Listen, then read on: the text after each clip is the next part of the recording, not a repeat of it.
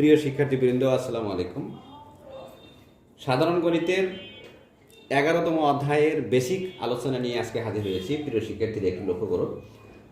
তো আজকে আমরা এই যে বীজগাণিতিক অনুপাত ও সমানুপাত অর্থাৎ 11তম অধ্যায়ের এই যে অঙ্ক দুটি আমরা এখানে দেখতে পাচ্ছি, এই দুটি অঙ্কের গাণিতিক সমস্যার সমাধান করব। ওকে, আমরা চলে যাচ্ছি মূল ক্লাসে। তো প্রিয় শিক্ষার্থীরা একটু লক্ষ্য করো, এখানে যে প্রথম যে অঙ্কটা আছে সেটা হচ্ছে পিতা ও পুত্রের বর্তমান বয়সের সমষ্টি হলো 70 বছর।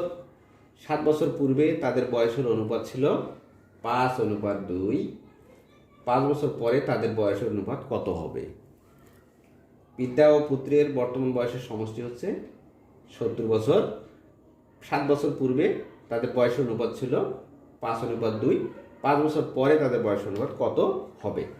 তো অলরেডি এখানে অনুপাত দেওয়া আছে 7 বছর পূর্বে 5:2। এইখান থেকে আমরা শুরু করব। তো এখানে 6 নম্বর অঙ্কটা করার জন্য আমরা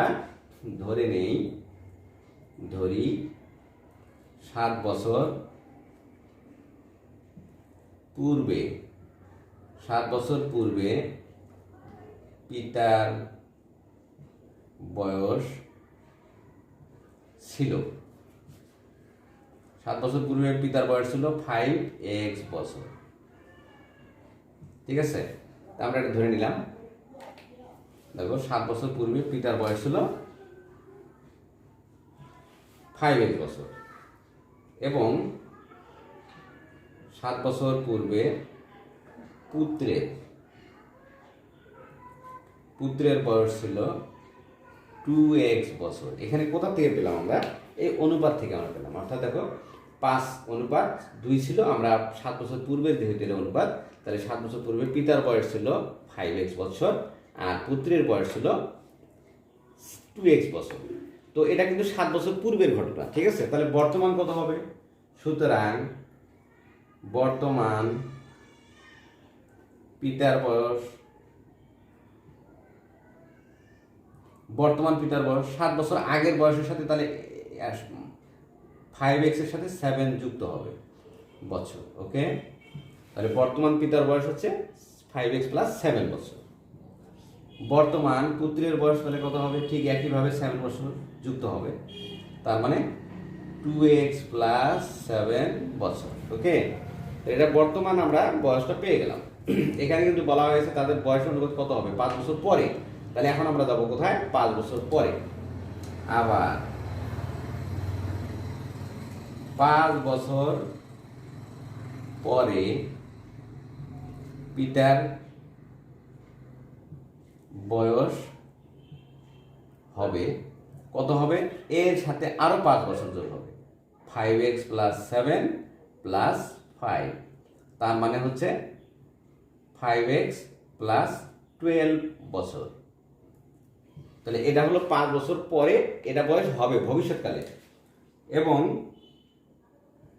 5 বছর পরে পুত্রের বয়স কত হবে? সেক্ষেত্রে কিন্তু 5 বছর আরো বেড়ে যাবে, বয়স হবে। এইটার সাথে কি হবে?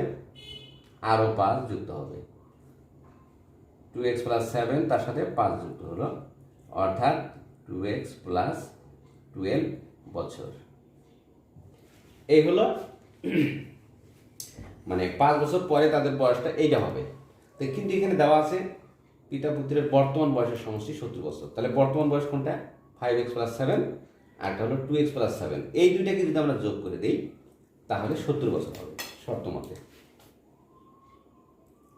তাহলে আমরা লিখবো শর্ত মতে বর্তমান বয়স অর্থাৎ 5x প্লাস 7 আর 2x প্লাস 7 সমান সমান 70 বছর। তাহলে 5 আর 2x কত হয়? 7x প্লাস 7 7 14 সমান সমান 70। এখানে 7x ইকুয়াল 70 থেকে আমি 14 বাদ দিয়ে দিলাম, কত হচ্ছে? 56। সুতরাং x equal 56 divided by 7। 56 divided by কত? 7। এটাকে যদি আমরা কেটে দেই 7 আসতে 56। সুতরাং x এর মান হলো 8। x এর মান কত পেলাম? 8। আমাদের কাছে চাওয়া হয়েছে যে 5 বছর পরে তাদের বয়সের অনুপাত কত হবে। এখন আমরা লিখব 5 বছর পরে তাদের বয়সের অনুপাত হবে, এই দেখো অনুপাতটা হলো এই যেটা 5 বছরের পিতার বয়স, এটা 5x + 12 অনুপাত 2x + 12। ঠিক আছে, এখন মান বসাই দিই। 5 × x এর মান কিন্তু 8, 5 × 8 + 12, আর এখানে হচ্ছে 2 × 8 + 12। তাহলে এখানে আমরা পাচ্ছি 5 × 40 আর 12 কত হয়? 52 বছর। আর এটা হচ্ছে 8 × 16 আর 12 28। তো এটাকে যদি আমরা 2 দিয়ে ভাগ করে দেই তাহলে হচ্ছে 26, 14, আরও 2 দিয়ে ভাগ করি 13 অনুপাত 7। তাহলে আমরা এখানে পাচ্ছি 13 অনুপাত 7, অর্থাৎ 5 বছর পরে তাদের বয়স অনুপাত হবে 13 অনুপাত 7 বছর। তো প্রিয় শিক্ষার্থীরা, আমি অঙ্কটা আরেকবার একটু রিভিশন দেব। এখানে যেহেতু পিতা পুত্রের বর্তমান বয়সের সমষ্টি 70 বছর, 7 বছর পূর্বে তাদের বয়স অনুপাত ছিল 5:2, 5 বছর পরে তাদের বয়স অনুপাত কত হবে? তো আমরা শুরু করলাম 7 বছর পূর্বে থেকে। 7 বছর পূর্বে পিতার বয়স ছিল 5, অনুপাত দেওয়া আছে, তাহলে 5x বছর। 7 বছর পূর্বে পুত্রের বয়স ছিল 2x বছর। তো বর্তমান পিতার বয়স কত হবে? এটার সাথে 7 যুক্ত হবে। পিতার বয়স ঠিক পুত্রের বয়সেও 2x এর সাথে 7 যুক্ত হবে, অর্থাৎ 5x + 7 বছর পিতার বয়স, আর 2x + 7 এটা হলো পুত্রের বয়স। তো এরপর 5 বছর পরে, এটা কিন্তু বর্তমান বয়সের কথা বলা হয়েছে, তাহলে 5 বছর পরে আরও 5 বছর বাড়বে, এটার সাথে আরও 5 যুক্ত হবে। পিতার বয়স হবে 5x + 7 + 5 বছর, তার মানে 5x + 12। আর 5 বছর পরে পুত্রের বয়স হবে 2x + 7 + 5, অর্থাৎ 2x + 12 বছর। তো এখানে কিন্তু একটা শর্ত দেওয়া আছে, সেটা হলো 70 বছর বর্তমান বয়সের সমষ্টি। বর্তমান বয়স কোনটা? পিতার বর্তমান বয়স এটা, পুত্রের এটা। এই দুটোকে যদি আমরা যোগ করি তাহলে 70 বছর হবে। শর্ত মতে 5x + 7 + 2x + 7 = 70 বছর। 5 আর 2 7x + 7 7 14 = 70। 7x = 70, 14 যদি বেশি পাঠায় দিই, 70 থেকে 14 বাদ দিলে 56, তাহলে x = 56/7 = হচ্ছে 8। তার মানে x এর মান আমরা 8 পেয়ে গেলাম। ঠিক আছে, এখন আমরা বের করবো কোনটা? যেহেতু বলা হয়েছে 5 বছর পরে তাদের বয়সের অনুপাত কত হবে, তাহলে 5 বছর পরে বয়সটা কোনটা? এই যে 5 বছর পরে পিতার বয়স 5x + 12, 5x + 12, আর পুত্রের বয়স 2x + 12, এইটার অনুপাত। ঠিক আছে, তাহলে 5x এর মান 8 + 12, 2 × x এর মান 8 + 12, তাহলে 5 × 40 আর 12 হয় 52, অনুপাত 8 × 16 আর 12 28। তাহলে এটাকে আমরা 2 দিয়ে ভাগ করে দিই, অনুপাতটাকে 2 দিয়ে ভাগ করি, তাহলে 52 অর্ধেক হচ্ছে 26, 28 অর্ধেক 14, আবার 2 দিয়ে ভাগ, 26 অর্ধেক 13, 14 অর্ধেক 7। এই হলো 13 অনুপাত 7। এটাই হচ্ছে এই গাণিতিক সমস্যাটির সমাধান। আশা করছি তোমরা বুঝতে পেরেছো। এরপরে আমরা আরও গাণিতিক সমস্যার সমাধান করবো। একটু আমরা পরের অংশে চলে যাই। ডিয়ার স্টুডেন্টস, এখানে আমরা দেখতে পাচ্ছি পরের 7 নম্বর অঙ্কটা, যদি a অনুপাত b = b অনুপাত c হয় তবে প্রমাণ করতে হবে। ক নাম্বার হলো a/c = a² + b² + c²। আর এখানে খ নাম্বার হলো এটা আমরা প্রমাণ করবো, এবং গ নম্বর অংশ প্রমাণ করবো। ঠিক আছে, তো এই অংশটা প্রমাণ করার জন্য আমরা প্রথমেই চলে যাচ্ছি যেটা দেওয়া আছে। দেখো, ক নম্বরের জন্য আমরা কি করব? দেওয়া আছে,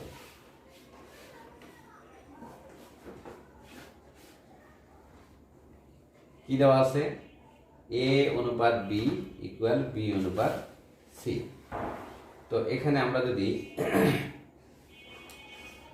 a/b = b/c = কে ধরি, ঠিক আছে, এটা আমরা ধরে নিলাম। ধরি a/b = b/c = কে। সুতরাং এখানে আমরা পাচ্ছি a = bk এবং b = ck। তো এই b এর মানটা যদি এখানে বসাই, ck × k, তার মানে ck²। তাহলে আমরা a এর মান পাচ্ছি ck², আর b এর মান হচ্ছে ck। তো এবার আসো লেফট হ্যান্ড সাইড। ক নম্বর অংশের জন্য লেফট হ্যান্ড সাইড হচ্ছে a/c। তাহলে a এর মান কত? ck², আর নিচে হচ্ছে c। তাহলে এই c কেটে দিলাম, তাহলে কি আসে? k²। তাহলে আমরা লেফট সাইডে পেলাম k²। এবার যদি রাইট সাইড নিই আমরা, রাইট সাইড, ঠিক আছে, রাইট সাইডে আছে এ স্কোয়ার প্লাস বি স্কোয়ার ভাগ b square plus C square. তো এখানে এর মান হচ্ছে সি কে স্কোয়ার, তারপর স্কোয়ার আছে, তারপর বির মান হলো সি কে, তারপর স্কোয়ার, ডিভাইডেড বাই বি এর মান সি কে, তারপরে স্কোয়ার দিলাম, আর সি স্কোয়ার থাকলো। এবার আমরা যদি গুণ করে দিই C square K to the power 4 C square K square, আর নিচে হচ্ছে সি স্কোয়ার কে স্কোয়ার প্লাস সি স্কোয়ার। এবার আমি যদি এখানে উপরে কমন নিই সি স্কোয়ার কে স্কোয়ার কমন নিলাম, থাকলো কে স্কোয়ার প্লাস 1, আর নিচে থাকলো সি স্কোয়ার কমন নিলে কে স্কোয়ার প্লাস 1। তো এখানে কাটা দেওয়ার পর এটা কাটা এটা কাটা, তাহলে কি থাকলো কে স্কোয়ার থাকলো। তাহলে দেখো লেফট সাইড, সুতরাং left side equal right side.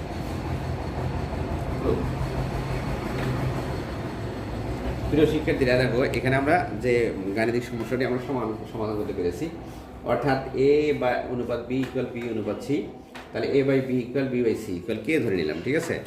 তো এবার এখান থেকে আমরা A equal B K, B equal C K, তারপর বি এই বি কে মানে বি এর মান সি কে এখানে যদি আমরা বসাই দিই বি এর পরিবর্তে সি কে ইন্টু কে, তাহলে সি কে স্কোয়ার, এর মান হলো সি কে স্কোয়ার, বির মান হলো সি কে। তো এবার লেফট সাইড অর্থাৎ এ বাই সি, এখানে আমরা এর মান C K square by C কাটাকাটি করলে কে স্কোয়ার থাকে। রাইট সাইড যদি নেই A square plus B square by B square plus C square, এর মান হলো সি কে স্কোয়ার তারপরে স্কোয়ার প্লাস বির মান সি কে তারপরে স্কোয়ার। ঠিক একইভাবে বি এর মানটা এখানে বসালাম, সি কে তারপরে স্কোয়ার প্লাস সি স্কোয়ার। আর এখন আমরা এটাকে গুণ করে দিলাম c square by c square K to the power 4 plus C square K square divided by c square K square plus C square.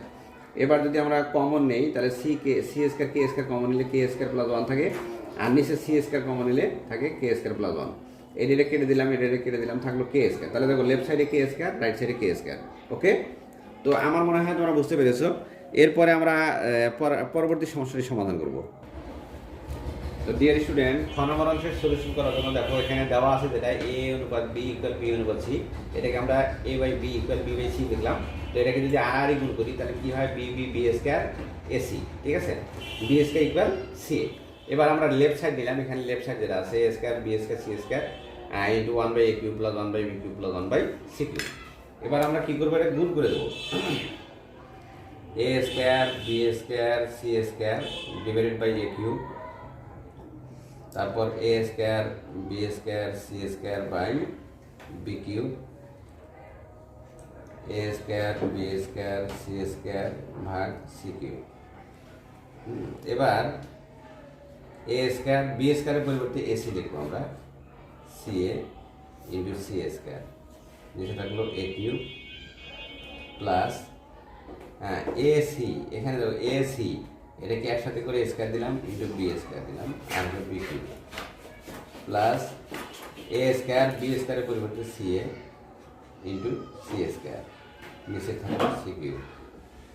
তো এবার যদি আমি এখানে দেখো এ স্কোয়ার আর এ, তাহলে এইটাকে যদি কেটে দেয় এটা কাটা যায়, আর এখানে সি স্কোয়ার আর সি আর নিচে হলো সি কিউব কাটা যায়, তাহলে থাকলো এখানে সি কিউব। এখানে এইটার পরিবর্তে যদি আমি বি স্কোয়ার লিখি, বি স্কোয়ার তারপরে square into B square divided by B cube plus এখানে থাকলো এ কিউব, ঠিক আছে। এখন আমরা এটা যদি সাজিয়ে লিখি এ কিউব সামনে লিখলাম, তারপরে এই এখানে A to the power 4 into B square, তার মানে কি বি টু দি পাওয়ার 6 থেকে বি কিউব বাদ, তার মানে b cube plus C cube equal right hand side proofed. তার মানে আমরা এখানে লেফট সাইড থেকে রাইট সাইডে যেতে পেরেছি, ঠিক আছে। আমরা এখানে প্রথমে এই যে বি স্কোয়ার সমান এসি বের করে নিয়েছি, তারপরে এটা গুণ করে দিলাম, সবগুলোর সাথে গুণ করে দিলাম। এরপর এ স্কোয়ার আর বি স্কোয়ারের পরিবর্তে সি এ ইন্টু সি স্কোয়ার লিখলাম, এ স্কোয়ার এবং সি স্কোয়ার একসাথে করে এসি তারপরে স্কোয়ার দিলাম, আর বি স্কোয়ার আলাদা রাখলাম। বি এখানে এসির পরিবর্তে বি স্কোয়ার লিখেছি, এসির পরিবর্তে বি স্কোয়ার তারপরে কি আছে স্কোয়ার আছে দিলাম ইন্টু বি স্কোয়ার, আর এখানে হলো এ স্কোয়ার আর বি স্কোয়ারের পরিবর্তে সি এ প্লাস সি স্কোয়ার। এখন আমরা এখানে দেখো সি স্কোয়ার আর সি আর নিচে সি কিউব, এ স্কোয়ার এবং এ নিচে এ কিউব কাটা গেল, ঠিক আছে, থাকলো সি কিউব, এখানে থাকলো এ কিউব, আর এখানে থাকলো বি টু দি পাওয়ার 6, দেখো বি টু দি পাওয়ার 4 আর বি স্কোয়ার, তার মানে বি টু দি পাওয়ার 6 থেকে বি কিউব বাদ, তাহলে বি কিউব থাকে, তার মানে সাদা নিলাম A cube plus B cube plus C cube equal right hand side, ঠিক আছে। আশা করছি তোমরা বুঝতে পেরেছো। এরপর আমরা গ নম্বর অংশের সলিউশন করব। ডিয়ার স্টুডেন্টস, এখানে গ নম্বরে এই যে এইটা সমান সমান ওয়ান আমরা প্রমাণ করবো। তার আগে আমরা ধরে নেই A by B equal B by C equal K ধরে নিলাম, ঠিক আছে। তাহলে এখানে আমরা লিখতে পারি সুতরাং এ ইকুয়াল বি কে আর বি ইকুয়াল সি কে। তো এবার যদি আমি এ ইকুয়াল বি কে, বি এর পরিবর্তে সি কে বসাই, সি কে ইন্টু কে, তার মানে সি কে স্কয়ার, আর এটা থাকলো। এবার আমরা নেব লেফট সাইড। লেফট সাইডে কি আছে, A B C into A plus B plus C whole cube, আর নিচে থাকলো A B plus B C plus C A, তারপর কি কিউব। এবার আসো এর মান হচ্ছে সি কে স্কয়ার, বি এর মান সি কে আর সি থাকলো C K square plus C K plus C, তারপর কিউব। নিচে থাকলো C K square into C K plus C K into C plus C into C K square, তারপরে cube আছে দিলাম, জাস্ট মানগুলো বসাই দিলাম, ঠিক আছে। এখানে এ বি সি এর মানগুলো বসে দিলাম, তাহলে সি সি সি, তাহলে কি হবে সি কিউব কে কিউব। আর থাকলো কি, এখান থেকে আমরা কমন নিতে পারি, সি সি সি কমন নিতে পারি, সি থাকলো কে square plus k plus one, এবং এর উপরে কিন্তু কিউব আছে, কিউবটা দিলাম। ঠিক একইভাবে এখানে C square K cube, C square কে প্লাস সি স্কয়ার কে স্কয়ার, তারপরে কি কিউব আছে দিলাম। এবার আমরা এই পাশে নিয়ে গেলাম, তাহলে এখানে থাকে সি কিউব কে কিউব, আর এটা যদি আমরা বাইরে নিয়ে আসি তাহলে কিউব আছে, তাহলে সি কিউব আরেকটা হবে, তা থাকলো কে square plus k plus one, তারপর কিউব। আর নিচে থাকলো এখানে আমরা সি সি স্কয়ার কে কমন নেব, সি স্কয়ার কে থাকলো কি কে square plus k plus one, এটাকে আমরা তারপর কিউব দেবো, সেকেন্ড ব্র্যাকেটে কিউব। এরপর দেখো সি টু দি পাওয়ার কত হয়, c to the power 6 k cube, k square plus k plus one, তারপরে কিউব। আর নিচে হলো এটার সাথে কিউব বাইরে নিয়ে আসলে c cube, c to the power 6 k cube হবে, আর k square plus k plus one, তারপরে কিউব। এটা কেটে দিলাম, আর এইটা কেটে দিলাম, তাহলে কি থাকলো 1 ইকুয়াল রাইট হ্যান্ড সাইড। তো প্রিয় শিক্ষার্থীরা, এভাবে আমরা এই সমস্যাগুলো সমাধান করতে পারি। একটু মনোযোগ দিয়ে দেখো। হ্যাঁ, আমরা এখানে A by B equal B by C equal K ধরে নিয়েছি, তাহলে এর মান হলো সি কে স্কয়ার, বির মান হলো সি কে। এই মানগুলো এখানে বসায় দিলাম। বসায় দেওয়ার পর দেখো এখানে টোটালি এর মান সি কে স্কয়ার, বির মান সি কে, সি থাকলো এর মান সি কে স্কয়ার, বির মান সি কে, সির মান সি, এইভাবে সবগুলো বসায় দিয়েছি। বসায় দেওয়ার পর কমন নিচ্ছি, কমন নেওয়ার পর কাটাকাটি করে আমাদের কি থাকলো 1 থাকলো। ওকে, তো প্রিয় শিক্ষার্থীরা, আমার মনে হয় তোমরা বুঝতে পেরেছো। হ্যাঁ,